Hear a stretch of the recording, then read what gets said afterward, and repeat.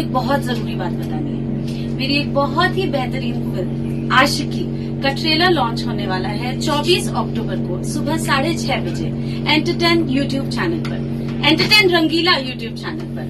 तो मेरी आप सभी लोगों से ये विनती है कि प्लीज उस चैनल पे जाएं, उसे सब्सक्राइब करें और हमारा आशिकी का ट्रेलर जरूर देखें। और जितना प्यार और आशीर्वाद आपने हमारे फिल्म के फर्स्ट लुक को दिया है, उतना ही प्यार हमारी फिल्म के ट्रेलर को भी दें। Thank you so much.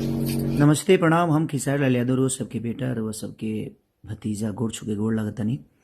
और 24 अक्टूबर यानी 24 अक्टूबर के यानी काल रोज सबके बीच में एंटरटेन रंगीला पर सुबह 6:30 पर हमारा ट्रेलर रिलीज हो रहा बा, जना सिनेमा के नाम बा आशिकी।